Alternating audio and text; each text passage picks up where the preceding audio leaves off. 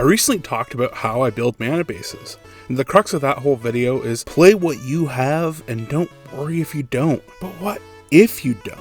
You probably shouldn't run 3 or 4 or even a 5 color deck with just basics. So here's lands that won't break the bank to fill out your collection. Let's start with the quote-unquote bad ones. These are the ones that if you have a lot of options, these are easy to cut first, but if you're trying to get into the game, these are some really great cheap options. Guild gates have been printed in every color and have been printed enough that you should be able to pick up the whole cycle for $1. The lifelands are a favorite of mine. They're like the gates, but without the gate subtype, and then they gain us a life. There is an ally cycle from original Zendikar, but they also printed all 10 color pairings in Tarkir, and they haven't been shying away from reprinting these, so they'll always be cheap. The campuses and the draw lands kind of go hand in hand. One of them is only allies and one of them is only enemies. But Commander is often a game where you can get to a point where you have a bunch of mana you just don't need. So this way we can trade in lands for good stuff. To finish off the bad lands, we have Trilands. These can be great in those multicolored decks, and these get reprinted lots. The most expensive one is a couple bucks, but most of them are under $1. Now to some of the better cards. Skrylands have always been a favorite of mine. The ability to mold your hand should not go overlooked. They come in all colors. They're still tapped lands, but that shouldn't deter you from running these. The Amonkhet lands are only in ally colors, but have a lot going for them. They've been recently going over these as Trilands, but those ones can get expensive.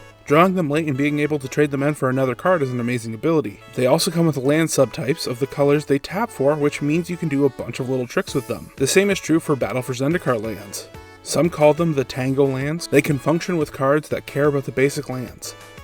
And they're also decent because they can come in untapped. So you're not keeping yourself a turn back to play a land. And speaking of being untapped, the enemy pain lands are really good for what you're getting. I'm only suggesting the enemy ones because the ally ones haven't nearly been printed as much, so their prices jumped. It's nice that the enemy ones are accessible because there are a lot of times where it's just the ally cards in the cycle. The pain lands are better than you might originally think. You're only losing a life if you have to tap for a color. If you have another source in one of those colors, then you're fine. Also, Commander, you're starting at 40 life. Losing a life or 2 over these guys is no big deal. Now into lands that I think are objectively good. There's the filter lands. The Odyssey 5 require we already have a mana, but that shouldn't be a problem. These are also dirt cheap. The full cycle, printed in Shadowmere and Eventide, are still relatively cheap and can tap for colorless. They can tap for any combination of the 2 colors we want. And again, they require us to have a colored mana for it, but that still shouldn't be a problem. The penultimate cycle is the Mdfc Lands, which are better known as the cassette lands, because you can pop it in as side A or side B. The only real drawback on these lands is that you can't tap for more than one color of mana. This is essentially like having a basic land in hand, but you get to choose between 2 types when you play it. It's really nice.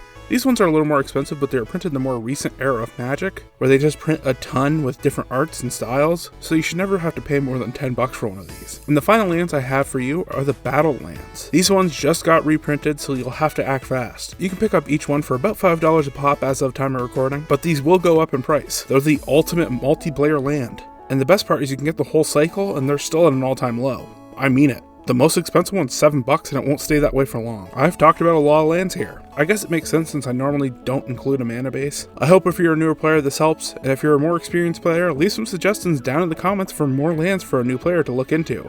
If you're new here, subscribe for more Commander content. Thanks for watching, and don't forget to bolt your birds.